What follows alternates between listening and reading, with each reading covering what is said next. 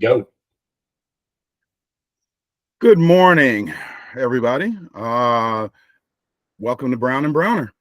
Welcome, Brown and Browner all. It's Monday morning. It's the week before Labor Day. Lots of sports news, to say the least. It's a Yes, fun weekend coming up. yeah, not only the past weekend, but the weekend coming up, we've all been waiting for, I think. Sir. Yes, sir. Yes, sir. Lots of things kicking into gear, especially with today. One of my favorites, the U.S. Open. That's correct. Yeah, so the U.S. Open starts today. Kick off with a few matches. I didn't see anybody that I thought was worth watching. Well, I shouldn't say worth watching, but you got Joker kicking in today. You got Coco playing her first round, but these are the first did they? rounds. Okay, I didn't see those two.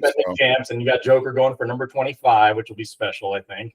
And I think I could think he could do it. It seems like Alcaraz is still kind of feeling the effects of that huge comeback at the Olympics, and Joker getting his revenge, if you will. And unfortunately, as good as Joker is, I feel like while he may still be better than 90% of the guys playing, I don't think he's at that level where the winning is what we used to think was almost automatic when he was in a tournament. Right. Well, I mean, in Alcaraz, that kid's balling. There is no question about it. I think if he wins the U.S. Open, he'll become the quickest to win 5 Grand Slams, which is pretty, unbelievable in its own right, to say the least. But I think it's age 22, if I'm not mistaken, is what he's at. So I mean, this kid's legit. He's got the energy, he's got the firepower. All he needs is time, I think, at this point to prove himself. And frankly, he's at least a few steps ahead of all the other guys that try to be contenders, but frankly are pretenders to me. You got the Medvedevs of the world, the Zverevs. Yeah, they're great. Don't get me wrong, but those dudes just can't hold a candle. They can't, but they're not winners either. Medvedev. Who's the German guy? Zverev. Yeah, guy has the talent. He looks like he can win. He's got the looks of a tennis star with the little flowing hair and all that. But he's not winning. But he's not winning, and that counts. I mean, each of those guys, I think they've also got, and again, I'm kind of reading into this. They've got their own little personal things. Like Medvedev's from Russia, so he gets kind of alienated, in the light of where he's from, and he's always having to play under a blank banner and all that stuff. Then you've got Zverev, who had apparently like some sort of sexual harassment charges against him that he's fighting off at in court or whatever, and put that hopefully behind him. And now you got Jannik Sinner. Now that got interesting. And I wanted to bring that up when we started talking tennis, because it's not that he tested once, had a negative test. He had 2. Yep. How is he still playing? You let me know. Enlighten me. And he did it apparently as a pain rub given by his trainer or whatever the hell it was. And that's how he got absolved of it, if you will. But I'm sorry, there are other people that have taken more shit for less. Yes. In the world of sport. And I'm sorry, there is a double standard. And I think every single 100%. Top level tennis player has tweeted as much this year to say it's been a double standard. And that's pretty shady in its own right. Now, I like Sinner as a player. I think he's great. I think he's always been a contender. And it's been cool to watch him play because the dude plays with some crazy intensity. Now, that said, I'm sorry, but off the court, you tested positive. You need to be suspended. I don't care what anyone says. I agree with that, and I don't see how he's getting by. And it's not that it was 1 test, it's 2. And in this day and age, this isn't the 1970s. This isn't the 80s. Yes. You can't tell me that you don't know the chemical makeup of whatever ointments you may be using, whatever medication you may be taking that could at least potentially show up bad. And then vet that before you do it. All these agencies are publishing what is banned and what is not, right? And at the end of the day, yeah, you may put your faith in a trainer or whatever it is, but I'm sorry, but we pretty much learned in the 90s that you don't trust your trainer. Hey, Balco, No, unless he's your brother or your mother, I'm not trusting my trainer. And not even then. Yeah. And even then, I mean, at the end of the day, it's your personal responsibility as the athlete or competitor to know what the hell's going in your body or what the hell's being put on you. And you try to work within the rules of what's provided. And there's very clear rules that state what needs to be done. Now, I forget the name of the Russian gal who was on top of her game for a while, and then she got suspended, I think, in the last 2 years. I forget her name. Yes. Same thing, steroids. Yeah, I was reading about that. Yeah. Yeah, and I'm thinking to myself, okay, so she got alienated, I mean, by far, from the sport. And we haven't heard since. And in this case, you're letting some other guy pass by just because. I mean, it makes no sense to me. It makes no sense. Look at some of the history behind positive dope tests. I'll go all the way back to who was the hurdle, the what do you run, the 400 or 800 hurdles, like Butch Reynolds or something like that was his name, in the Olympics, and he was eventually found to be innocent, but it took basically ruined his whole career and everything else to get there. And I'm sorry, you gotta be guilty until proven innocent. Yeah, you can't just be allowed to do that and continue to play. And there's nobody else. All of these other people didn't test positive. That's an unfair advantage. So until that gets cleaned up, it should be no different than what happened to Butch and many other athletes that were accused of doping, that you're taken off the circuit until it's proven right or wrong. I just don't see how he can continue to play. Okay, you know what? I took some cough syrup, man. I had a bagel with some poppy in it, whatever it is. But you did it twice in the same month. Yeah. Come on, man. Stop it. I mean, let's think about it. We just got off the Olympics, and the Olympics are always heavily scrutinized for the use of doping and things like that. Let's take a case in point. Sha'Carri Richardson got kicked out of the Olympics for smoking weed, marijuana, having some sort of mental issue. I mean, come on, man. Like, and again, I'm almost arguing the other side of it. I'm like, hey, there's got to be a level of reasonability to it. But in this case, it's still your responsibility to know what the heck you're doing, what the heck you're putting in your body, because you are an athlete on that level where you have to compete against others, and everybody's an equal playing field. It's as simple as that. I agree. I mean, one thing I would have to say, I'm not sure how marijuana fits into that, because I can't think of any competitive endeavor that I'm doing that marijuana is helping you down, man. They're compromising you. So, but again, if the rules are the rules, you are responsible for your body. You are the one who should take the blame if something goes wrong. Now, hey, have there been issues with testing and all of that? Yes, but it didn't happen twice. So, sinner, you sinned. All right. So be a sinner, go repent, do your Hail Marys, touch your rosary a few times, you'll be good to go. All right. If the ATP had half a mind, they would have said, hey, over the past weekend, sorry, you can't play the US Open. We're going to suspend you. It would have been a simple thing to do. It would have been the right thing to do. And I mean, I'm not even for the competitive spirit. I'm sorry, but the dude failed 2 doping tests in the same year for the same thing. In the same month, they said. I think it was in the month of March. Come on, man. How is he allowed to play the entire year? And now here's the last major. And he's going to get the benefit of playing because he's number 1, because he's a good player. Would you do that for number 58th in the world? Exactly. It never happens. You're right. Yep. Well, that's bullcrap. Yep. Nope. Totally agree. Absolutely. But I am looking forward to the competition. Last major of the year. Yep. Honestly, I'm thinking that an American will not win it again. I know on the men's side, the American won't win. As much as I like Shelton and a few others, they're good, but they're not great. The X factor doesn't exist in American tennis anymore. And what I mean by that is there was a next level toughness and a next level mentality to what I consider now, unfortunately, to be the old generation, which is what I grew up in, with Sampras, Agassi, Chang, Todd Martin. I mean, I could go down the line. There were so many good guys that were at the top of their heap that could win on any given day and knew how to win at the top levels. Right. These new cries, no, they have talent. Don't get me wrong. They have talent. You got the Taylor Fritz of the world. You got the Tommy Pauls. You got. I love Ben Shelton. I think that kid's got bags of talent. I love to see bags of talent. Yeah. I don't think he's got the mental run to pull off 6 straight matches in a major.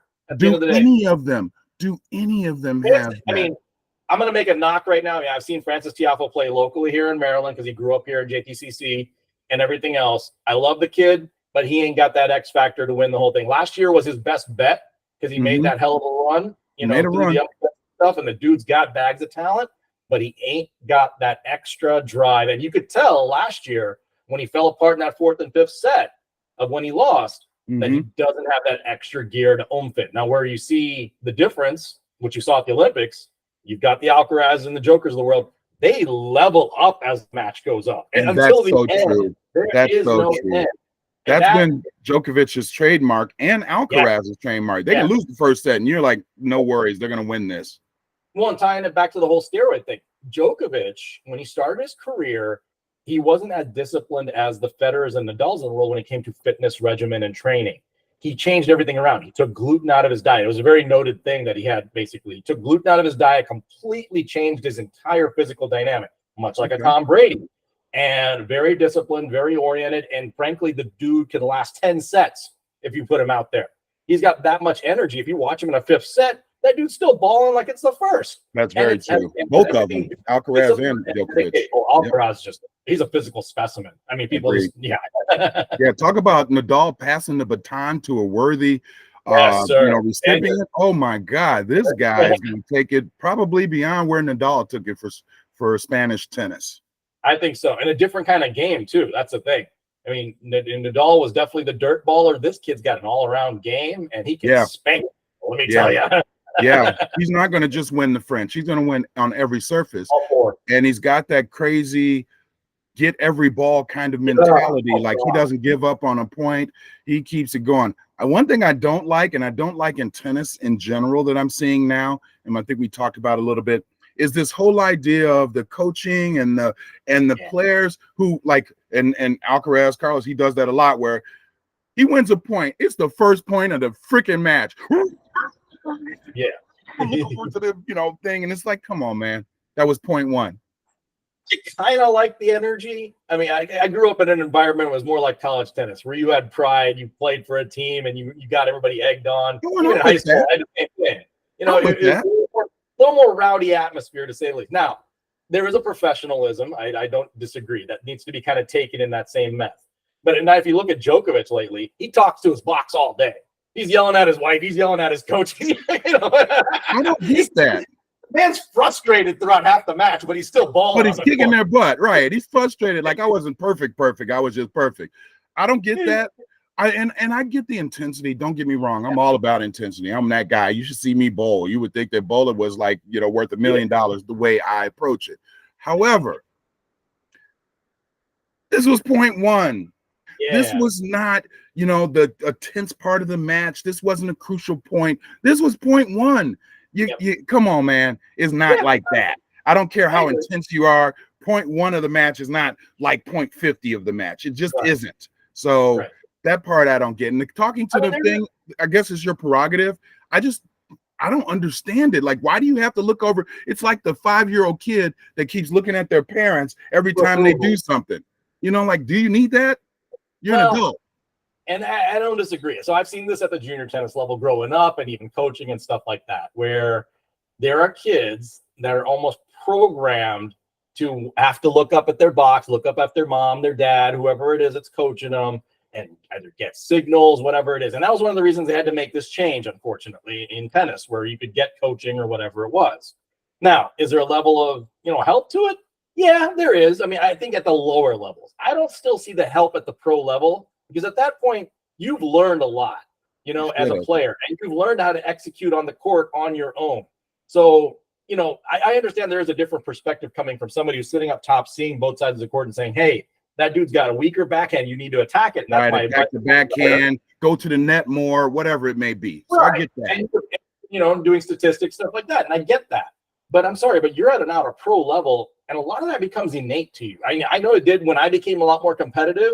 Where I started thinking to myself, okay, this kid's falling apart. I'm going to keep attacking him. Right, I'm going to keep attacking. I can see that his game is going down. Or, man, I got to stay away from that forehand. He's getting all the points. You do that on the fly because you've done it a lot of times. Exactly. You got to keep looking up at the box for mom and dad to tell you what to do. You haven't learned yet. Exactly. So, I mean, that's where I kind of take it with a grain of salt. Now, in the college game and maybe even the high school, when you're in a team atmosphere and stuff like that, there is a little bit of an element of gamesmanship to it. And I've seen it happen, and I've seen it happen a lot, particularly with my old girls' high school team, because it was really competitive. I mean, this is a girls' championship team that won 9 straight state tournaments in the state of Kentucky. It was wild. Now, you would have a girl go into a match, she'd coast the first set, lose the second, and okay, you're going down to a third set. And middle of the third, let's say that she's down 4-1. You take a purposeful timeout, if you will, right? Sure. Coach pulls her over. They take the full 30. They talk it over. They break the other person's rhythm. And that's what it is. And they still do that. They do that. The bathroom breaks. Yeah. Well, they do that in a more shady way. It's not the coaching now. It's the injury timeouts. And that's what really bugs me, especially now in tennis. Yeah. Is people taking medical timeouts and shit like that. And frankly, I get it. You get hurt. You need a trainer. I understand all of that. But sometimes there are some very fishy ones. In fact, Tsitsipas, I don't know if you've watched him on the Greek guy. Sure. My nickname for him, and even my son's nickname, is Piss Pants, because the dude takes bathroom breaks at the most strategic times in a match. He's not the only one to do that, and I've seen it on the women's game as well, where someone's struggling, when they're struggling, because they never do it when they're up. Yes, when you're struggling, all of a sudden it's like, oh, my leg, oh, I got to use the bathroom, and they're trying not to. They're doing two things, and while I understand it, I think it's a little underhanded given the sport. Yeah, they're trying to break the other person's run, break that rhythm up, and they're trying to reset their own mind to where they get out of that. You know, once you start falling in your mind and and the worse you do, the worse you get. So they're trying to break that, and I get it, but come on, you're professional athletes, guys. Yep. Come on. No, I have a big beef with that, and I'm sorry, but in my long ass career of playing tennis, I don't think once I took a restroom break in a match. And we used to play in my high school. We played 5 sets.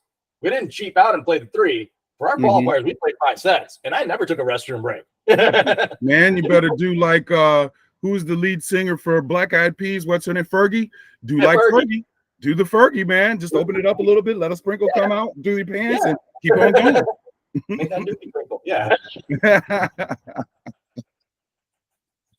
I think it's a good time to segue into some of the other things that are going on. I know we talked about fantasy last week, and the pro sports are coming up. But before we talk about that, we just had 2 different major golf tournaments come up. One was for the women. It was the AIG Women's Open, which is basically the what used to be called sort of the British Open. Now they call it the Open, and it was held at the birthplace of golf, or the proclaimed birthplace of golf at St. Andrews. And I like to know this. I mean, you know, kudos to Lydia Ko for pulling that one out. I think she plays for Australia. Is that correct? Yes, sir. Yep. Is it me or Nelly Korda was killing it earlier in the year. She literally was winning every single tournament she played. Yep. And then all of a sudden she went through the summer of gloom and doom or something, and she can't win. She's doing nothing in the tournaments. She can't close. I think that's her issue right now. She's got to figure out that next year of how to be able to close in a tournament. She'll start off well, you know, she'll play into contention, top 5 status every time, no questions asked. But she's got to figure out that killer instinct, how to get on that back 9 on the final day and be able to close. And that's her problem, I think, right now. She was up 3 strokes at the beginning of the 3rd round. At the end of the 3rd round, I think. Oh, no, at the end of the 3rd round, she choked. So she wasn't in the lead any longer. But midway through the 4th round, she had like a 2-stroke lead. Yep. And then crumbled on the back 9. I mean, literally just crumbled, like throwing strokes away, playing like me, like bogey golf every hole. It was a mental funk, I think. And again, kind of like tennis, like she just fell into this spiral where she just kept, you know, not being able to execute essentially. And I've seen that a lot now, right? All summer, you said. Yeah, you know, which is weird.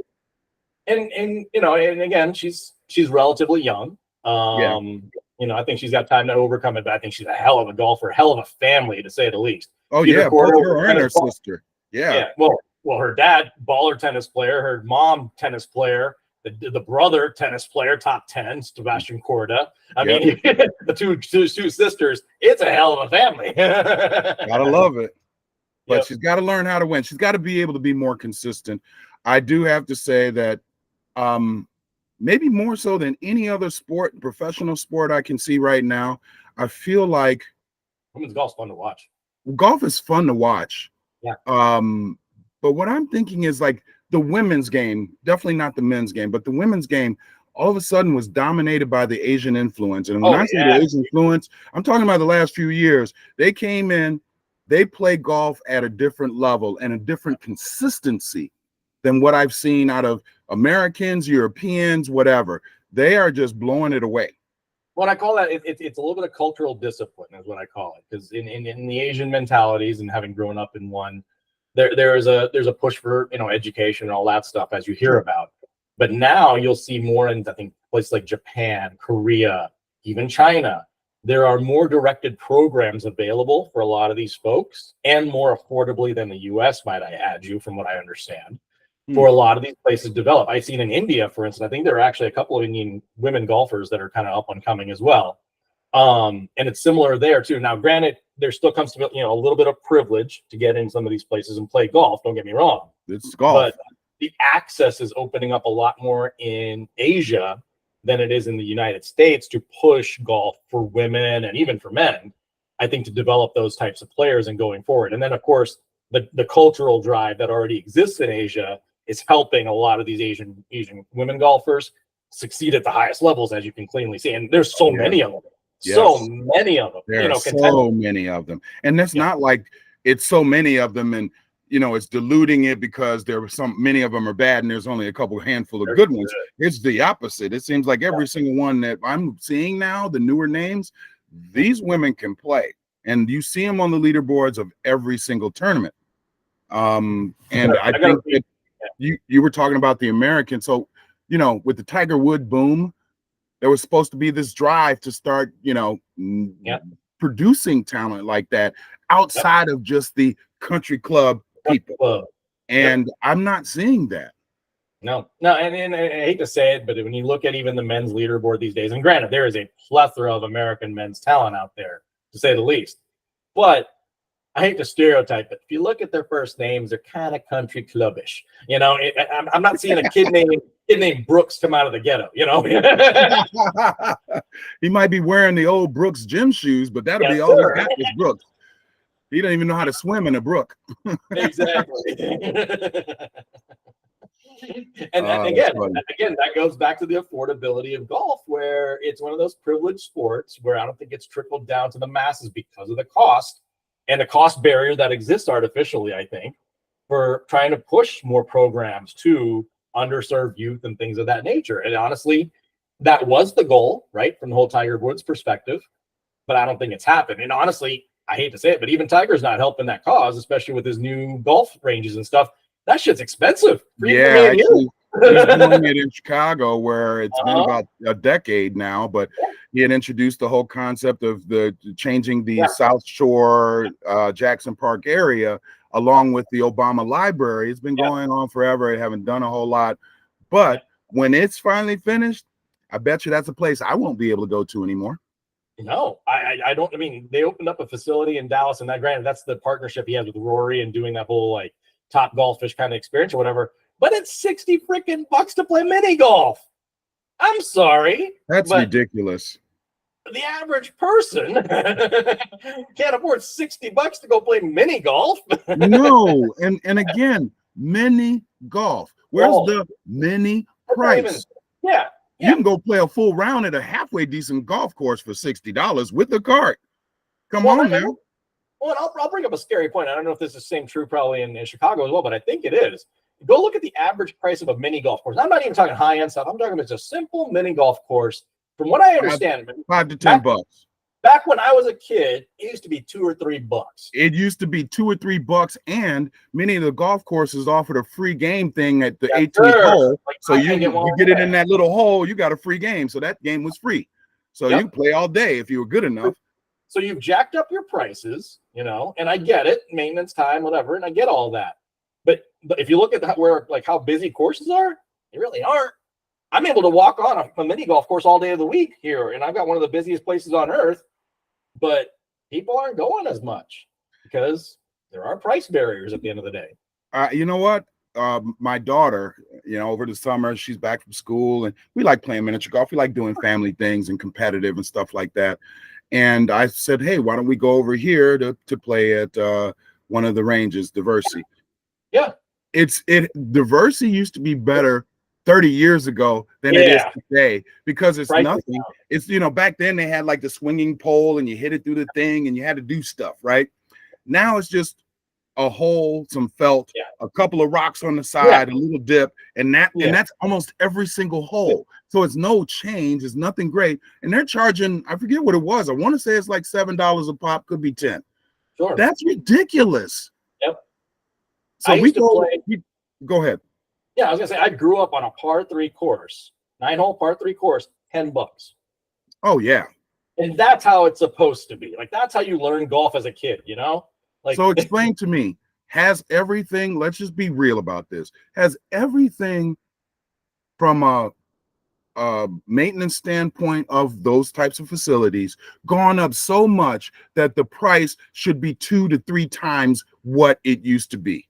I get it. I get inflation. I get changes. I get cost. I've worked in that environment my whole life. I understand that. But let's just be reasonable. Are the costs that the consumers are paying for whatever it is today compared to yesterday reasonable when you talk about the expense? Or is this just the whole American idea of capitalism? Let's make as much money as we can. I know this thing should only be worth $5, but I could charge 10. And as long as I can charge 10 or 15 or 60, we'll pay $60 for miniature golf. I'm not going to say on camera what needs to happen for me to get $60 worth out of miniature golf, but it definitely has nothing to do with the golf itself. We'll just leave it there.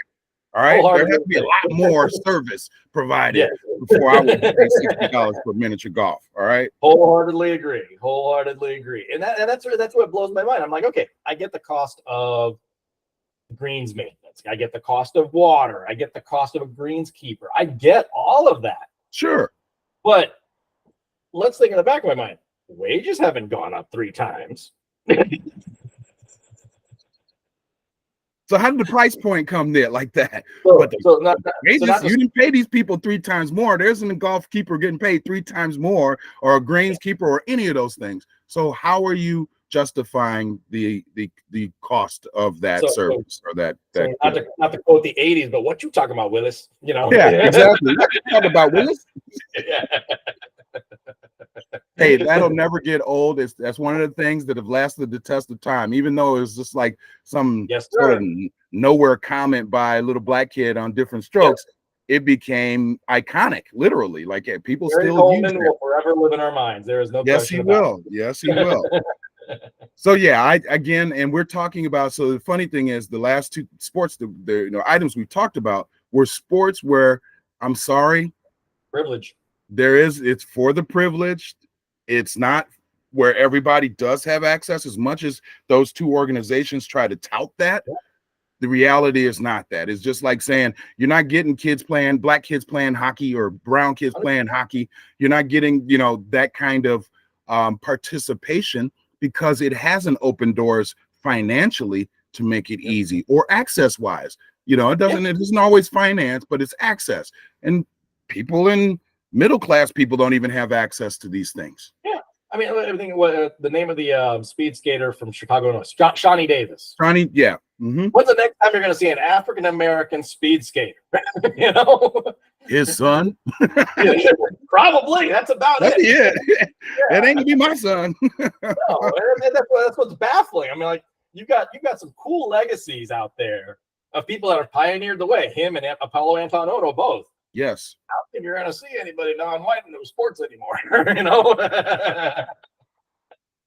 It's just a shame.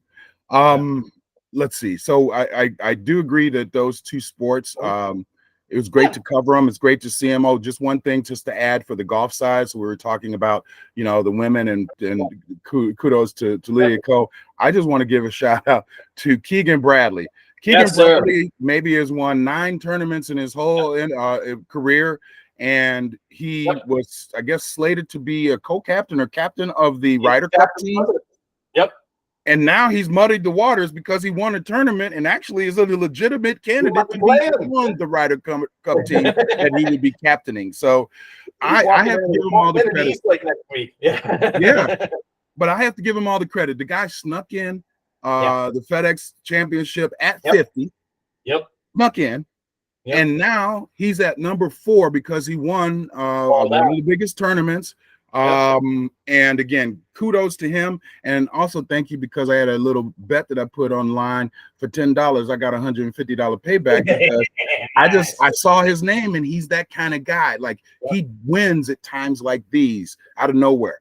The surprise here to me isn't as much as Keegan Bradley winning, as much as it's what happened to Scotty Scheffler. He's falling off. Well, that's what I was just about to say. He's falling off like Nelly Corda. At the beginning of the year, these two were winning all the tournaments, all of them, not some of them, all of them. And now Scotty's like 60th place and 40th place and 25th place. Who is this? Like number one in the world at one point. I mean, he was a legit guy, solid player, and everything else, but just couldn't last for some reason. I think he's got the metal farts or something going on. He's got the yips or something. Because who are you talking about? Which one? Adam Scott. Oh, Adam Scott, and he was another one of those that had that picture perfect swing that they always used to talk about. Yep. So no, I think he's just got the yips and just keeps falling apart for some reason. It's crazy. But he still sort of puts himself in contention. I mean, the dude's 44 years old, and he's still up there, and he's still in the FedEx. He didn't do like the David Duval where he was number one and then he disappeared off the planet Earth. He didn't do that kind of fall. So that dude got the battle in the desert or whatever the hell it was with Tiger, and then he went kaboom. He just went down. It was like, David who? Yeah. That dude, he was even an all-star on a video game at one point. That dude he had legit cred at one point. Oh yeah, David Duval was all that. And then when you talk about mental farts, I don't know exactly what happened. I don't recall reading about the story of David Duval, but that was one of the most precipitous falls I have ever seen with regards to greatness going into obscurity. Yep. No, dude might be like a pro at a country club at this point. I have no idea. I think he still plays in some tournaments here and there, but yeah, he's not what he was. Like, that guy was a killer. Not by any stretch. But I mean, so going into Eastlake, I mean, I still think it's Xander's year. I'm picking Xander Schauffele next week. I think he's walking in a second, third, something like that behind Scotty. Second, I think, yeah. Him and Scotty, I think it's a great dynamic between the two games that they've got going on. I mean, Scheffler is just zoned. Like, that dude just programmed like every hole. Like, he just knows how to play. He's awesome. Xander's just been balling. That dude comes up with the best Sundays, regardless of whether he's winning or not. His Sundays cannot be beat. Like, that dude puts up a 62, 63, 65 on a Sunday. Like there's no tomorrow. And he's been in all of the major tournaments and has always been one of those really good major tournament players. Yep. When the light shines the brightest, he is ready to play and show out. And I give him all the credit. I'll take it one more level. This whole amalgamation of great American players that are coming up. You got the Scotties, you got the Xanders, you got a lot of guys. Can they win the Ryder Cup next year? At Bethpage. I'm going to tell you, it's funny. I looked online, after I made the one bet. So the Ryder Cup, they actually had America favored. I'm not sure where it is, but it must be. Wait a second, let me clarify. Are you talking about the President's Cup in 3 weeks, or are you talking about the Ryder Cup next year? It was Ryder Cup next year. Okay, Ryder Cup next year. Okay. Yeah, not the President's Cup, but they were showing the odds, and I guess it must be here in America because the odds it looked like America was like minus 135 and Europe was plus whatever. So it must be here. But we've talked about this before. Europeans have a different attitude when it comes to team sports. They play team sports like a team. Americans play team sports like 10 individuals that came together and were put on the same team. Now, can we still overcome that? Maybe. We do it with the Olympic basketball teams. I'm not sure about the golf, though. That's a different animal. You pair me any other non-American with John Rahm, I'm picking that team. I love John Rahm. I love John Rahm. I love the way the Spaniards play. Yes. I love the way Europe. Yes. See, it's one thing, like, I feel like with America, it's sort of contrived because these guys, I don't feel like they all like each other. Even though they're all millionaires and they play a sport where you should just like everybody on the thing, they don't like each other. Not all of them. Do you think Brooks Koepka has friends on the tour? I'm not sure. And you know what? For a while, DeChambeau didn't either. So, and they didn't like each other. And you got the split with the Live Golf and the PGA.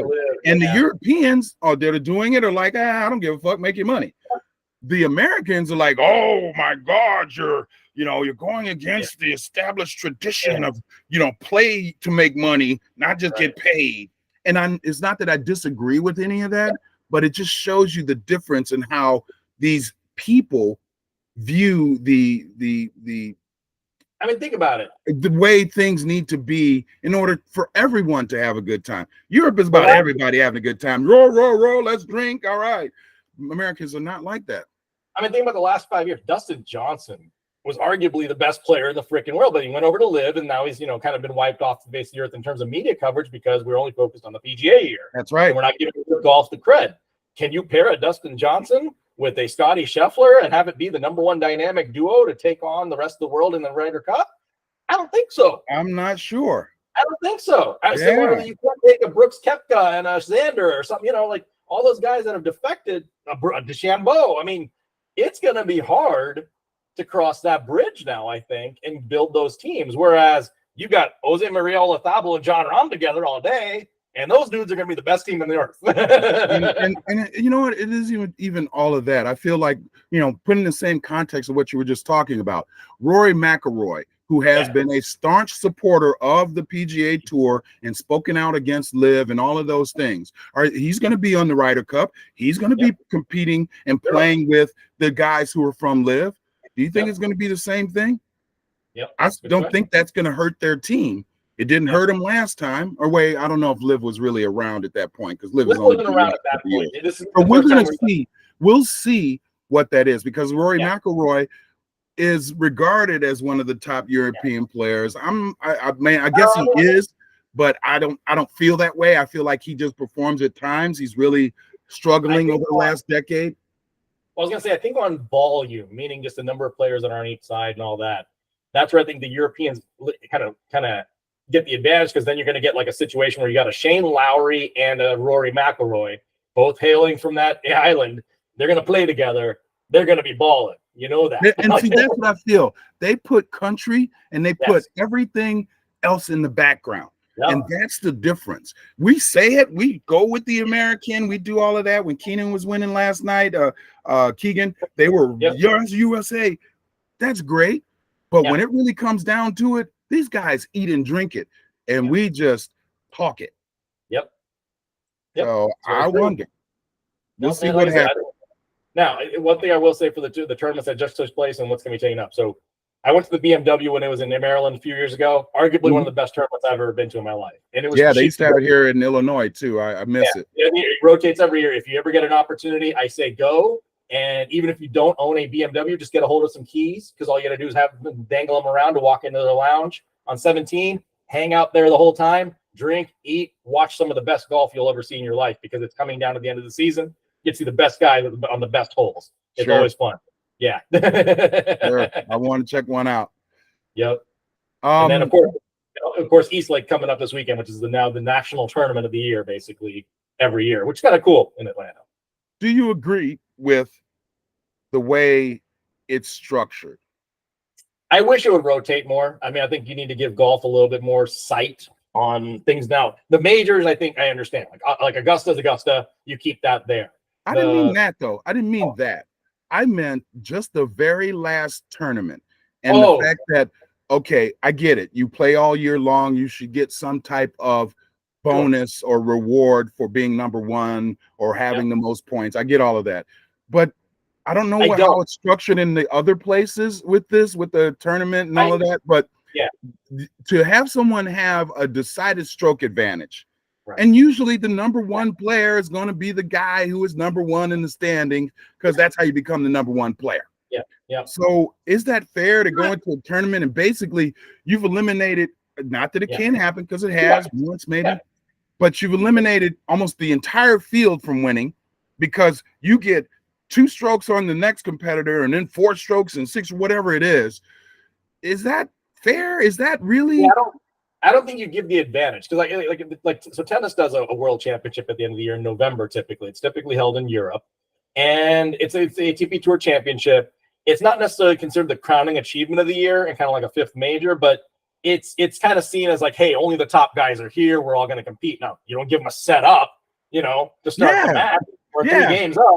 You say, okay, you guys are the best throughout the year. Here, prove it. We have one tournament with all the best guys here, and that's how it should be. It should be everybody start from zeros, in my opinion, in East Lake. It shouldn't be a decided advantage based on your progress throughout the year. I get that you've done well all year, but that means you should also be able to prove it when you're amongst the best. Because if you want to be the best, you got to beat the best. That's the rule.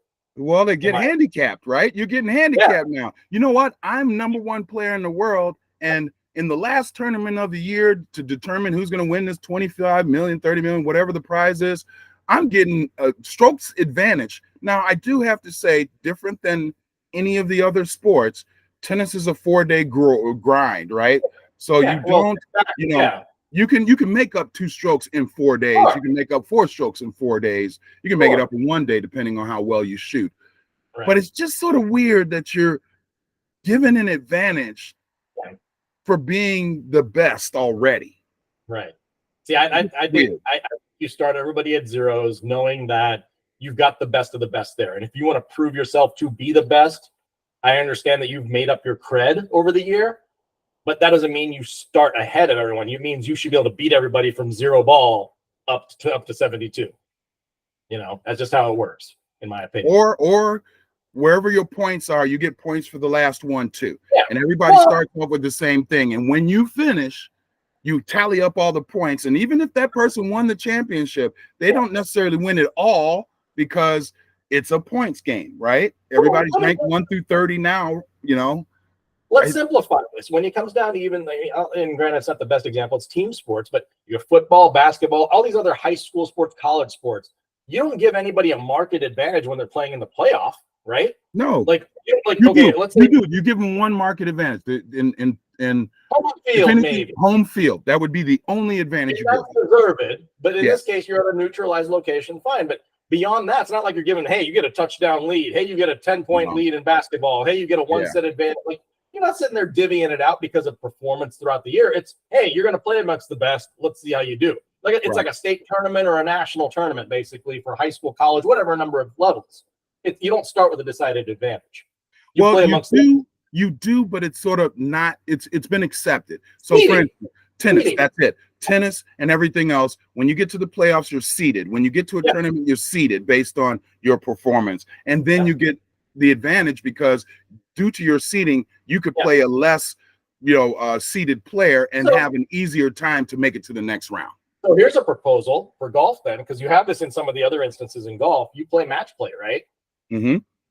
So why not propose a match play format for the top, let's say 32 golfers, right? At the end of the season, you make a seeded bracket. So Scotty would play whoever's 32, Xander plays 30, so and they do that in the match play events already. Yeah, no, and I understand, but I make that the championship at the end of the year. Now that would, to me, while it changes the format, it changes the format of golf. I'm not sure if the viewing public knows a lot about match play golf, but golfers do. But I'm not sure the viewing public. But I don't disagree with that. I think that gives you the advantages based on seeding that are aligned with what we, historically have said is acceptable in all sports. Yep. And then you have a clear-cut winner that comes out of that, or maybe you play the first 2 rounds of match play, and then the next 2 rounds, and then you seed out. Now only the best 8 people are left, or whatever that is, and they play. They play 2, Saturday and Sunday. Whoever has the lowest score wins. Yep. No, I think there's ways to make it a little bit more interesting, and even if that means maybe adding a little bit more to the schedule potentially, because I mean, technically we're talking about a cutoff at Labor Day. I'm sorry, but there's plenty of good weather around the country to keep playing. I was going to say, you still got 3 months of good weather somewhere in America. It may not be on the East Coast, but you could play. Absolutely. And plus, frankly, get out to more locations. Well, and plus, some of the hardest courses in golf, to me, like the ones they have that host the U.S. Opens, the ones they have across the ocean that they have for, the Open. Yeah. That to me should be where you have your final type of game. Absolutely. Not where everybody's shooting 20 under par. Yeah. It should be it should be the real test. Like, hey, you know what? You got an advantage because you're number 1, but we're going to put a grueling test out there for everybody. Yep. And let's see, not the easy one that every single pro who's playing is going to be 10 under par, and the 10 under par is 10 shots, behind the leader. That's not. When's the last time in Scotland or Ireland where they have links style golf that you've seen obscene scores? You haven't, because it's so hard out there. It's hard, and it's mostly the weather. It's the links golf because if you don't hit fairways and you hit in one of those little pot bunkers, you're screwed. But I think the weather, like the one year where Tiger was ahead, and then like the third round he shot like 80 something, something like that. I don't know if he was exactly ahead, but he was in the hunt, and then he shot 80, and he wasn't the only one who shot 80 that day. I want to see that. That's what, as a viewing person who plays golf, I want to see that. I don't want to see them go out and go, I'm gonna hit a drive 300 down the middle. I now got a 150-yard shot in. I'm using the pitching wedge. And that's the thing with East Lake. Like, they've had this championship 3 or 4 years now for there at East Lake in Atlanta, and the scores are like 25 under, 30. It's like obscene numbers, and I'm sitting there like, I'm sorry, does that mean I can shoot par? Like, right. Like, I probably could shoot well on that golf course, huh? Because it's not challenging the skills of the players. It's just a golf course. Well, I can go play Jackson Park right now and shoot. Well, not now because of my physical condition. But if I was where I'm supposed to be physically, I can shoot under 80. Am I a less than 10 handicap golfer? No, I'm not. No, because I can go on a course that's much better and shoot like 89, 90, 95, could be 100 depending on the day. So, like, let's not give these pro golfers an easy time to show who's the best, because then it really does favor Scotty Scheffler. Because if all you got to do is hit the ball sort of far, because not everybody hits it as far as he does, some further, some not. And then all you need to do is hit a wedge shot and putt. Who's going to win most of those? That dude's ice cold. He's had some putting issues the last couple of weeks, but he's going to win most of those. That's not a test. Put him on a hard-ass links golf course. We have some links courses here in America. Put him on one of those. See how these guys play. Totally agree. All right, we got a little bit of time. I know we got to talk about some football, y'all. We got to talk some football. Quick hits on football. So, we had our fantasy draft last week, which was obviously kind of fun in its own right. But at the same time, we've been watching the preseason. A lot of these rookie quarterbacks are starting to show some mettle, obviously, especially starting in that little town you call Chicago over there. Man, he's looking good. I just hope he lasts 17 games. That's what I'm hoping. I hope he stands on his ankles and knees at this point. That's all you can ask for the rest of the way, and he'll have nothing happen. Him and Jaden Daniels both. I think there's a lot of hype here. In Washington for that kid too. I'd love to see both those guys succeed and see how they turn out, as rookies, because I don't know if they necessarily got a full shake in college, either one of them, with their backgrounds, but now they're getting to prove their mettle in front of the NFL. Let's see what they can do, and I think it'd be nice to see those two guys succeed. Well, I'm not going to say they didn't get their full shake in college, because let's see, don't they both have Heisman trophies? They both have Heisman trophies, right? Yeah. Okay, I'm not saying they didn't get their fair shake if they got Heisman trophies. I'm not going there. But what I do wish that not only those two, but all of the others. Drake May actually looked halfway decent last night playing against Denver. So I hope they all do well. But what I guess I hope the most is that they're put in the right situation to succeed when they are ready, that they aren't just shoved in there, which we know Caleb is shoved in there, Jaden is shoved in there, Jalen, and some of the others. It looks like Brissett got hurt, so Drake may just be the starting quarterback by default just because. But I hope that they put them in the situations for them to succeed, because there have been way too many quarterbacks that have come out that might have had the talent and may have gone on to have a great career that were just put in the wrong situation to start, and it ruined them mentally from ever becoming anything. You listening? Used to be number one on the Bears, and now you're on the Steelers. Feel like you better take advantage of this opportunity, because Justin, you were in a bad situation. I'm not going to say anything against you, because the Bears coaching sucked. I think he's in the right situation to succeed now. It'll be interesting to see if he's a week 1 starter, if they're going to roll with Russell Wilson and have him kind of come out maybe week 2, week 3, because I think that will happen. I think because he is with Mike Tomlin and that organization, I think he will succeed. Simple enough. I think if anything, we will get to see the real Justin Fields for what he is. He's not going to be set up to fail. If he fails, it's on its own accord now. That's what it is. So, and that's all you can ask for from a player. At the end of the day, it's down to them and themselves. And as long as they got the right support around them, to the right guys to throw to, the right protection, that's how you get a quarterback to last in the league. At the end of the day. I mean, Pat Mahomes didn't play for an entire year. And there was a reason for that. There was a reason for that. And people were clamoring. Fans were clamoring. He should play instead of, who was it? It was Alex at the time, right? Alex. Yep, yeah. Alex and so they were complaining about that, but they did the right thing, and look at what they got. You got to let the tree grow and let the fruit ripen before you pick it from the tree. And that's what you do. Do the right thing for those players. He gave you. Yeah, he set up Patrick Mahomes, and that's all these notable ones. Think back a little further back when he was with the 49ers. Who did he mentor?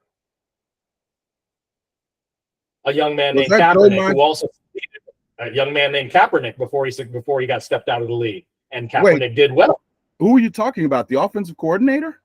No, Alex Smith, the quarterback. Oh, that's right. Alex Smith was the successor. He was the incumbent when Kaepernick got there. You're right. Came in and he raised Kaepernick. Kaepernick had great seasons before he got bounced out of the league. Yep. And I'm talking Alex Smith, and this is a guy that I think he was the number one pick coming out of Utah. Yeah, he was a number one pick coming out of Utah when he was drafted. And, didn't get all the hype because he's Utah, for God's sakes, But I'll tell you what, the guy's been a hell of a mentor to two good quarterbacks in the league. And I think they'll be appreciative of it, at the end of their careers, which obviously Kaepernick's maybe at the end of his. But I can tell you, Patrick Mahomes has nothing but praise for Alex Smith right now. And I think that's what you have to do with all of these quarterbacks.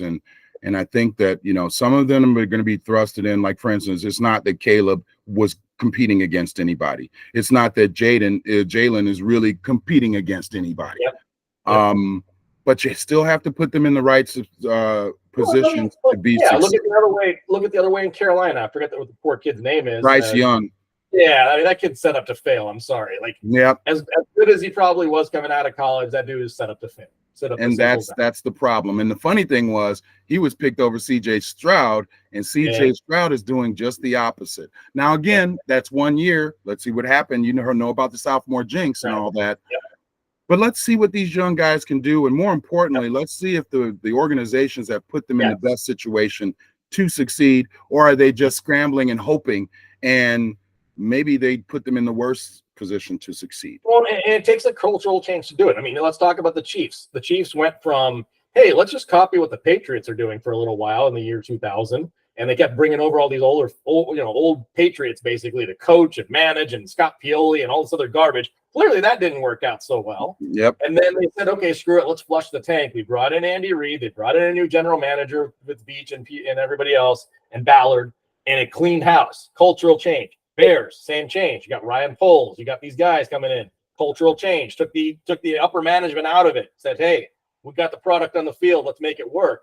And, there's people calling, obviously, for Eberflus's head within year one of last year. I'm sorry. I was one of them, because it's just been historically, let's hope we can find a diamond in the rough, get a defensive coordinator, and hope our offense won't be bad. And I'm sorry. I'm just tired of that as a Bears fan. Yeah, tired of it. And I get it. I mean, everybody was looking for the big name hire, because at the end of the day, you're in the third biggest city in America, and you want to have a big and more importantly, you have a football history in that town. I get it. Hello, this town is yours for the taking, and you keep trying to hire people that look like they don't know any more about football than I do. I mean, people still want Mike Ditka back, as far as I'm concerned. Well, and that's the thing that's been most disturbing. And with some of these other franchises too, is the way the ownership have driven the team into mediocrity at best, and even more so. Hey, for anybody out there who's rich and wants a team, be an owner who acts like they're rich. Yep. Or wealthy. Excuse me, wealthy, not rich. Wealthy. Not rich, wealthy. Because you're supposed to do this as a way to have fun and win, not as just a moneymaker. Yeah, you should make money on it. Nobody's trying to put hundreds of millions of dollars not make money. Yeah, but Jerry Jones, exactly. Jerry Jones, as much as he talks about winning, he's just like putting up the Dallas brand. And he bought a franchise for probably like $100 million, and now it's worth what it's worth today. So and Bill apparently today, yeah. So that's great and all for you, but the fans have suffered since the 90s because of you.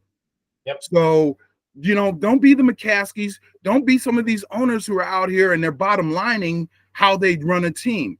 It's supposed to be about winning and doing something for the fans. If you're wealthy, you should have money lined up in various ways so you continue to have your wealth. So you in this football team can do what you want to do to win, not what you want to do to make money. Because every football franchise makes money. Even the ones that say they don't, they're making money.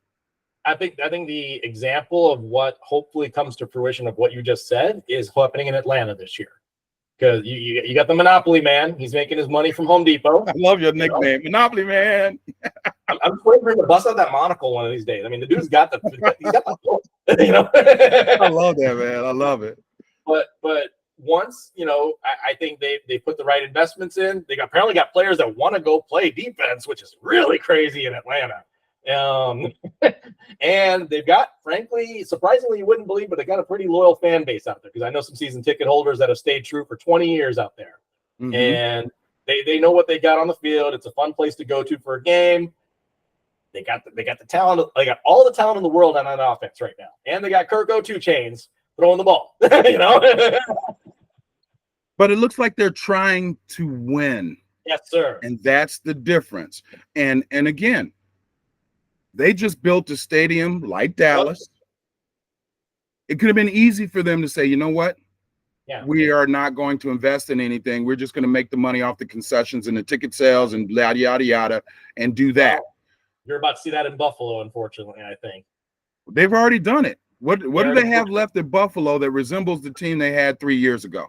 They got a dude named Josh Allen, and that's about it. Now, you've got some players that might be on the come up. We'll find out here very shortly. I drafted one of them with Khalil Shakir. Let's see how he turns out. I got him as well. Yep. They got James Cook in the backfield. I got him as well. So we'll see. There's some hype trains there, and we'll see how it plays out. But I'm sorry, but in that division, when you got Aaron Rodgers and Broadway, you got Miami and the Tua Show, and Tyreek, and then, of course, you got the legendary Patriots. You got to come up with an X factor to kind of battle. Now, the Patriots are probably going to, I'm going to predict that they'll probably finish last in that division. Yeah, Patriots. Drake May's still on the come up. I get it. But you're honestly looking on the fringe of a make or break season in Buffalo, I think, this year, where they could have ended up at the bottom, and they're about to spend $2 billion in West New York building a stadium in the ice. And I get it. You got a loyal fan base. You got people that jump through tables, all that crazy shit. Yeah, yeah. Their fans aren't going anywhere, especially if they've been fans all the way through the wide right years, of Scott Norwood to now. You mean start starting again? No. yeah, right. But I do agree that they need to be able to show a little something. They need to, and the bad thing is they're putting all their eggs in the Josh Allen basket. And I'm just not sure that's going to work out for them. If there's one thing, if people haven't learned from the NFL in the last 5 years, it takes more than a gunslinger. It takes a 1-2 punch, or a 1-2-3 punch, I should say, on your offense. You've got to have a stud on your quarterback. You got to have a stud receiver, and you got to have a stud running back or a tight end or something of the sort to make it work, or at least a guy that's on the come up. The Chiefs have figured out multiple ways to do that, obviously. Right. The defense needs to be stout. I mean, defense wins championships. We keep saying it. That's is proof. Yep. Yeah. That's I'm sorry, the Bills, no defense. Miami, I don't know. Miami, Jets, on the other hand, good defense. Well, see, the funny thing is, I feel like in that division, we're talking about Buffalo. I feel like Miami, and the Jets are a question mark. The Jets have the defense, but we don't know what their offense is because we haven't seen it. Clue. Yeah, so it could be great. It could be, not so great, especially if he gets injured. But if you look at what Miami has done, they paid Tua. They got two of the best receivers in the AFC out there. One of them could be considered one of the best receivers in the league.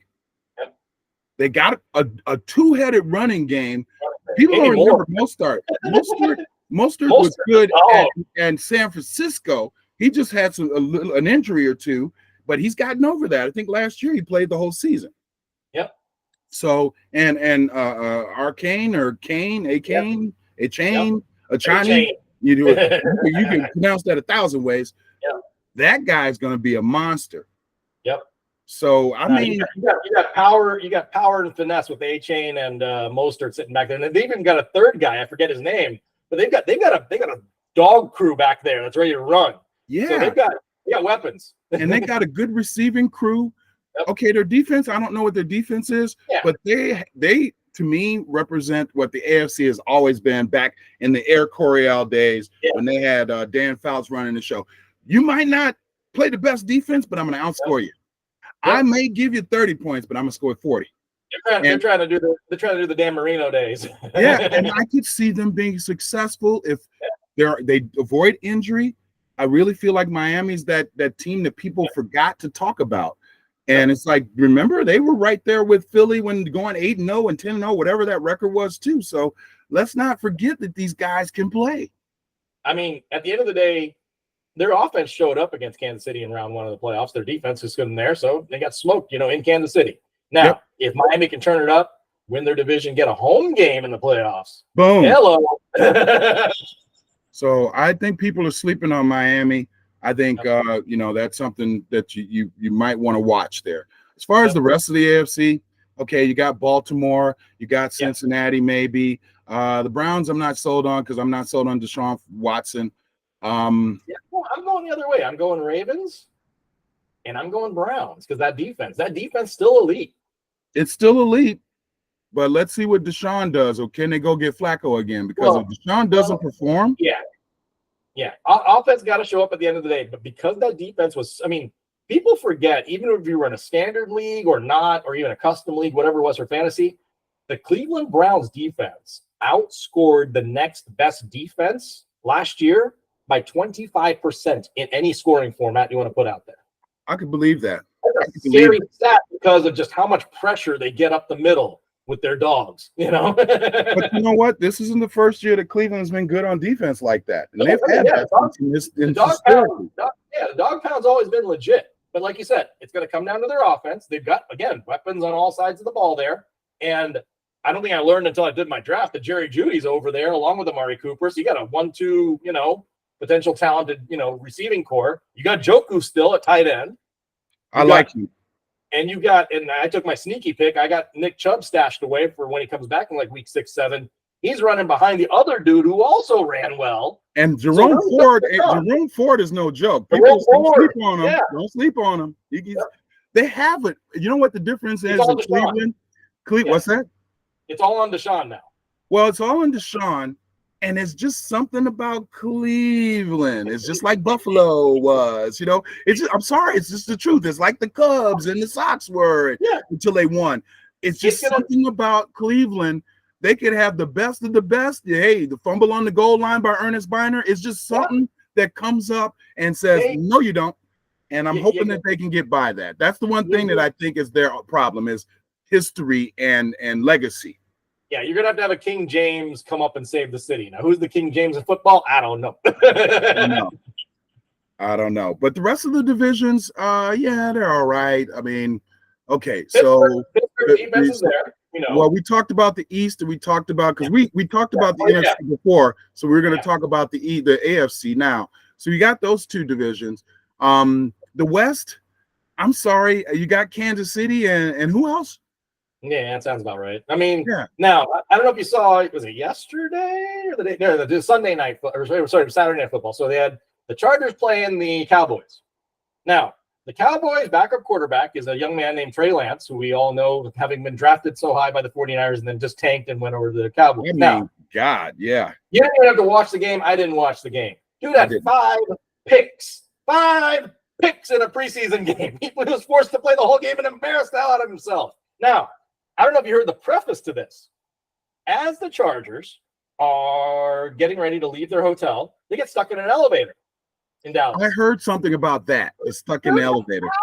Yeah, I heard something about that. They had to pull each guy out one at a time from what it's being told. And it took them forever. Apparently, by Jim Harbaugh standard, it ended up being a team-building event where he got a lot of trust in Justin Herbert because he was the last man out, trying to get these guys motivated. It was actually pretty telling and pretty cool to hear about this from Jim Harbaugh. But I'm thinking to myself, they got pissed off on that elevator enough to where they picked off this dude for 5 times in the game. Maybe that was a driving force. They're like, man, we were stuck in the elevator forever. I'm going to pick this off. What's that? I was gonna say we might hear this story in January if the Chargers are in the playoffs. I honestly would like to see them get there because I like Justin Herbert. I'm not sure I like Harbaugh or not. They've emptied the team with talent, so it's gonna be interesting to see how they play because they don't have an Eckler anymore. You know, they don't have Eckler, they don't have Allen, they don't have Mike Williams, they don't have a lot of things that were San Diego, and maybe that was by design. You got to put your own, like fingerprint on a team, right? And this needs to be Harbaugh's, team. So I get that, and some of them are old anyway. Let's go back to what you just said. San Diego. That's what we all know them as. It's San Diego. I can't call them Los Angeles. I can't. So I feel bad for the city of San Diego. Like, you lost a franchise that will always be ingrained to you, in my opinion, at least in my generation. I'm sorry. It's San Diego. Los Angeles Chargers. I don't care if they get a new stadium, whatever the hell it is. It's the San Diego Chargers. Hey, you know what? Probably more so than the Raiders. Although I've called them the Oakland Raiders, the LA Raiders, and now they're the Las Vegas Raiders. In my mind, they're still the Oakland Raiders. But I don't call them that. But San Diego Chargers, they're still the San Diego Chargers. I don't care where you are the San Diego Chargers. And maybe that's what Harbaugh needs to be able to break and begin anew is we're the LA Chargers. We have a whole new team, organization, and vision that didn't match up with what we had in San Diego. From a marketing perspective, his wisest move, or at least Dean Spanos, the owner of the Chargers, his wisest move would be to pair up with Steve Ballmer, because the Clippers are building their little super center. Try to build something in LA before the 26 Olympics and try to get a whole imaging and branding thing going. Like, hey, we're going to bring championships to the Clippers. We're going to bring championships to the Chargers. That would be entertaining. That would be entertaining. And it's LA. The Rams, that's a tough one. Yeah. No, actually, I agree with that. I don't know if that's what they're thinking. And I think that in order for the Clippers to ever be the Clippers, they can't, having that same stadium is not the right thing. And that Staples Center sharing all that crap, that doesn't work. That doesn't work. You're still tarnished by the legacy of Donald Sterling, as far as I'm concerned. And me too, unfortunately. And they need to break from it. And it's been a while. So, and I have to say, I know we moved to basketball, but I have to say that I like him because he's the kind of owner I want for my team. He's there at every freaking game. He's cheering like a fan. He's looking at it from a fan's eye, not an owner's eye. So I want that guy. Even if they're not going to win a championship or may not win a championship, he's got them in the right kind of mindset from a fan base and from a player perspective to do well. See, that's where I like guys like him, obviously Mark Cuban. And then in the football, you got Arthur Blank's on the sidelines. The guy from Jacksonville, Khan, he's on the sidelines all the time too. He's got that whole influence. Those are the guys that you want to see as the owners because they're prideful of their team. They have the viewing, the kind of the viewing pleasure. They get that sports is an entertainment to them. It's not a business legacy like a Jerry Jones garbage, thing or whatever. It's passion for them. And that's what I kind of like. Now in football, obviously to succeed, I think that has to happen. The Hunts have done it for years, and that's why we're seeing it with Kansas City. The Eagles, it seems like they're the Jeffrey Lurie group. They're always seem to be in the press box, but at the same time, they seem to be hands off on the day-to-day operations compared to their GMs. That's the difference. Be hands off. Be a fan, but your name, don't be Puff Daddy. Don't be the guy who got to be in every video, who's got to be in every news conference. Take that. We know who you are. We know you own this shit. You don't need to be there. You aren't the athlete. Yeah. Let the athletes be the athletes. Let the coaches coach these athletes. You sit in the background and pull the strings to make sure you put in the right assets in play. You pull the exact decisions for a reason. Exactly. But at the end of the day, it should be GM, coach, player. Leave it at that. Let the ground work, and you will see success at the end of the day. Absolutely. Exactly. Yeah. And Jerry Jones, you said you were all in. Mm-hmm. You haven't done what? You haven't done a gosh darn thing all year, all off season. So when you say you're all in, are you saying you've already pushed all in all of your money and it's up to the people who are you paying to do the job, or are you trying to bring more to the table so that your team can be better? I don't think the latter one applies here. I think you've defined it for us as all in means I've already put all of the resources I'm going to put into this. You guys are going to have to make it work. I mean, CeeDee Lamb, contract year. Dak Prescott, contract year. Next year, Micah Parsons, contract year. You brought back Zeke Elliott in your background. What? Why? I didn't notice that until I saw fantasy. I saw the afternoon before fantasy. I was like, Zeke Elliott is the lone, and it was like he was the lone with a twin. He's behind the rookie guy. Yeah, the short guy, twin diddle guy, whatever. Yeah. But really, you brought Ezekiel Elliott back? Yeah. I bet Ezekiel's like, man, you know what? I'm glad I was sucking his dick earlier in my career because I mean, nobody else wants me now. Zeke Elliott. I'm sorry, but you're already kind of short-term washed up. I'd rather have Missy Elliott in my background. I'm sorry. At least you could get a freak on, you know. I'm sorry, but Zeke, that's a good one. Yeah, that was a good one. Because how does Zeke Elliott come back to be your lead running back? He did a little bit more in New England than people thought he was going to do. But come on, man. That was what you did? That was your move? I mean, I never liked the guy in college because he played for Ohio State. But, his whole thing was like, feed me.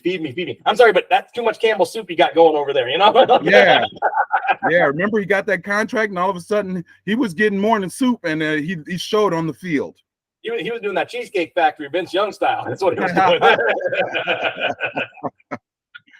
Yeah, I'm disappointed in what Dallas is doing. Not that I care, because I'm not a Dallas fan. Never have been. I was an old school Steeler fan. I was a beginning Chiefs fan because I grew up in Kansas City and was born there. I've never been a Cowboys fan, but he's just to me. If I was a fan of the Cowboys, I'd be so disappointed in his leadership that I'd call for his head. He should not be there anymore. Yep, wholly agree. Now, like I said, the East is NFC East on that note. I mean, I think it's the Eagles to lose, basically. They got way too much talent on the field. They put the investments in the right place. Their defense is suspect, so I do see them as being a good team that will make the playoffs, obviously, coming out of the NFC East. But I don't know if they can beat the likes of a 49ers because the 49ers have a defense. I don't know.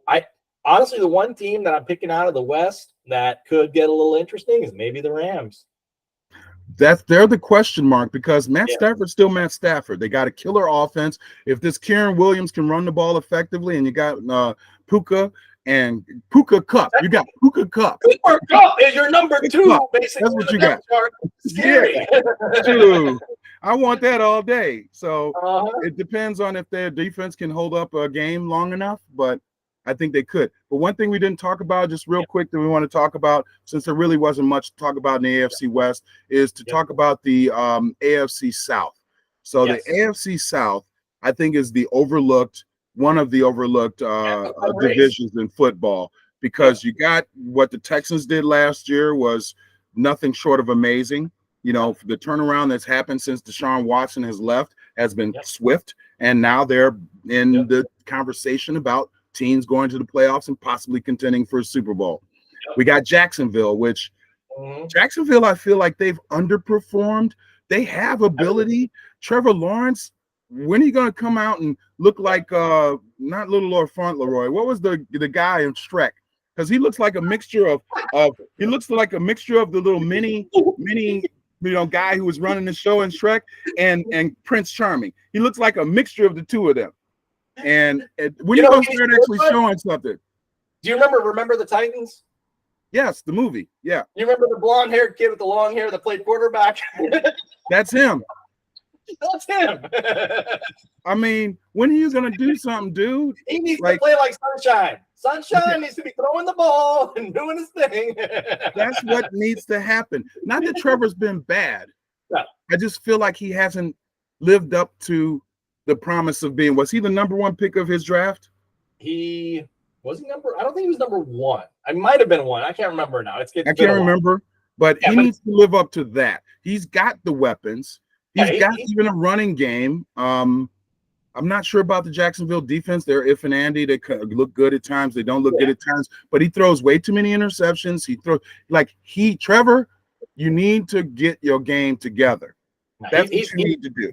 He needs to play like Sunshine. He keeps showing up like Lord Farquaad from Shrek, and that's the problem. That was his name, yeah. Because he looks like him, mixing up Prince Charming because the blonde. Totally, man. Totally. Nose, face, it's just dead on. It's Lord Farquaad. Shout out to my daughter for pointing that out last year. Like that. I was like, you know what? You're right. That's a good call out. That's a really good call out. Who else are we looking at? You know what's funny? Indianapolis. So Indianapolis is a question mark, and so are the not the Texans, the Titans. The Titans. You put the money on Will Levis. You put the money on Anthony Richardson. I mean, who are they throwing to? I couldn't tell you. Wait a minute. Tennessee has Hopkins. They got who else they got? They got another one. They got Pollard from Dallas. Yep. So they potentially could be a good team. Correct me if I'm wrong. New coaching there, right? I thought so. Did they get rid of Vrabel? Yeah, Vrabel's gone. Yeah. Yeah, which is crazy. I think Vrabel was a player's coach at the end of the day. He's one of those guys. He wasn't a bad coach. I liked him. Yeah, I think, defensive minded. I think I like the guy. But it'll be interesting to see how they do with, new coach, new run, Pollard coming in. They've got the pieces. Defensively, I think the same questions exist all throughout the AFC South. Whose defense is going to show up? Is it the Colts? Is it the Jags? Is it the Titans? Yes. Yes. I can't name defensive talent across the board that stands out to me by name in any of those four teams. That's the problem. Oh, you know what? Brian Callahan came from Cincinnati over the Titans. So they got D-Hop. You got an offensive coach. Yeah, they got D-Hop. Let's look at this for a second. So they got D-Hop. They've got who else do they have? Let's look at their 24 depth chart. They got Calvin Ridley. Calvin Ridley, I know they stole from the Jags back. From the Jaguars. Guys that, rookie sensation, got caught with betting, which was stupid. And then the Jags picked him up for cheap, like a fourth rounder or something. And then I guess I didn't pan out with the Jags. So he's now back with a fresh start with Tennessee with Hopkins. That turns into something, I think. Well, heck, let me keep going on this. Ridley, Hopkins, and Tyler Boyd. That's a hell of a core. And again, team that has just put their money on a quarterback with Will Levis, team that's building a new stadium in an up-and-coming city. You got some hype train building there, that's for sure. But again, defense, I think, is the problem. I think defensively, you got to figure out who in those four teams in the AFC South who's going to show up, and that's the one that'll win the division. Now, on paper, Houston right now. No questions asked. Houston, I think, is the money pick. But then you got the Colts that are always going to contend, especially with Shane Steichen, controlling the offense, and they've got some weapons there. Titans, I think, could be that, that X factor. Honestly, the Jags might be the last place team, even though they have one of the best setups. You know what? And potentially that could be true. I guess the wild card here is how is the Colts quarterback going to come back since he didn't play last year? Yeah. How is he going to perform? Because he's got some weapons too. I mean, they still got Jonathan. Yep. They still got, three pretty decent receivers. Yep. I mean, if he can pass and run the ball with his athleticism, could be dangerous. He might be, for all those fantasy guys out there, that could be the guy on your bench that could really run, get you some points when you need them. Well, if I read it correctly, we're in a PPR format. Will Levis is projected ridiculously high because of his legs, apparently. So is Anthony Richardson. So you got some huge value. Two quarterbacks that are mobile, can throw, have some targets to throw to. You got some options there with two guys that could turn up the field. Now, Trevor Lawrence, I think, is going to be steady Eddie. He'll put up your 4,000 yards. He'll get the ball to his receivers, that kind of thing. And then in your fourth team. I think in a playoff game, it'll be interesting. Now, Jacksonville, I think, takes a backseat because they're forced to go to London all the time for 2 games. Why? That's unfair. Yeah, Shad Khan's got this obsession with London, and I get it. Yeah, I don't know. I don't get that. Plus, Trevor Lawrence got paid, but how many playoff games has he won? That's the whole. Well, I mean, we could say that for a lot of quarterbacks, though, right? True, true. Dak is one of them. But I just want to see someone sort of step out of the line and show their worth. Whether it's Trevor Lawrence, whether it's any of these younger quarterbacks, whether it's Josh Allen. Whether it's Lamar Jackson or Josh or Burrows, Mahomes did that and has done that. Yep. You got to match that. Somebody's got to step up. Lamar, you've been great, but when it counts, you haven't been so great. I like Lamar's chances. Joe Burrows, he did the 1 year. That's it. Joey B, I think he's going to be playing with a little bit less offensive firepower this year because he doesn't have a Mixon, he doesn't have a Boyd. You know, he's going to have some gaps there, and Jamar Chase is apparently in a contract situation. Right. It'll be interesting to see how Cincinnati pans out because again, that's a division where you got 4 good defenses. That's the other problem. You can have an offense, but you got 4 legit defenses, and frankly, the Ravens are the Ravens. I hate to be the local guy here, but I think honestly, I think my Chiefs are going to lose game 1. Even though we're playing in Kansas City. I'm not even worried about that. I think the Ravens are going to come hungry to play, and that might cost us home field again. But hey, Mahomes came here in the cold and beat them. Yeah, he came, he saw, he conquered. I think home field advantage means a lot more to certain teams. Yes, sir. The Chiefs have proven that, yes, having home field advantage was great, but we can also win on the road. There aren't many other teams who could say that in this era that they have been able to go on the road and be able to do anything. Back in the day, the Giants did it well. I think the Steelers did it 1 year where they came in as wild cards. They won every road game, but you don't see that often anymore. Nope, totally agree. So we got maybe a couple minutes left here, and like I said, I think we covered a good amount of the divisions, but I mean, I think it's still the Chiefs in the AFC. And I'm kind of leaning right now. I'm probably leaning Eagles in the NFC. I'm leaning the Eagles in the NFC and people are going to think it's supposed to be the 49ers. I think it's the Bears. I would love to say that, but I'm not going to jinx it because I'm a Bears fan. I know how it is. People say it could be the 49ers. I think there are some wild card teams in here that might be able to show you a little something. I wouldn't count Tampa Bay out. I wouldn't count LA out. Mm-hmm. Who else is really good? Green Bay has the potential. We'll see what happens. Yeah. I would not count Detroit out. I think Detroit's probably the best contender to the crown. I think, and again, I think home field's going to come into play depending on if they have to play in Philly or in a raucous Detroit Lions stadium. How cool would that be in the middle of July? That would be cool. That would be cool.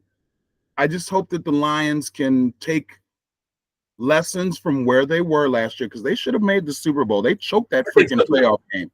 I really think it could have been Lions Chiefs in the Super Bowl. Absolutely. Yeah. Yep. And I would have won a lot more money too because I had them going to the Super Bowl. But they had an opportunity to win. Are they going to capitalize on it? And is Jared Goff going to raise his game? I'm sorry, they got everything they need to win. I feel like Jared Goff is sometimes, maybe sometimes, but not all the time kind of quarterback. They got all the weapons. They got the right coach. They got the right situation going on in Detroit. There's no question. Again, cultural shift in that whole organization. Yes. But again, that's what you need. They brought in a guy who ready to go. I want to get out on the field and knock somebody's head off. That's the guy who needs to be coaching. That's the attitude you need. Listen, all you other teams out there, Bears included, if you're mediocre, there's the recipe. You can become good. Remember the Lions, less than a decade ago, lost 16 games. That's right. So maybe it was right around a decade ago. So let's go. You got to go, bro? Yep, got to go. Yeah, I got to head out. But now, on that note, the White Sox lost 100 games. We'll pick up on that later. Second fastest team to lose 100 games. Shoot it out to me. Let's meet up again. I'm good to do a little bit later on the week. I got a meeting as well. But let's talk soon, bro. For sure, man. Catch you later. All right, peace. Send it to me. Yep.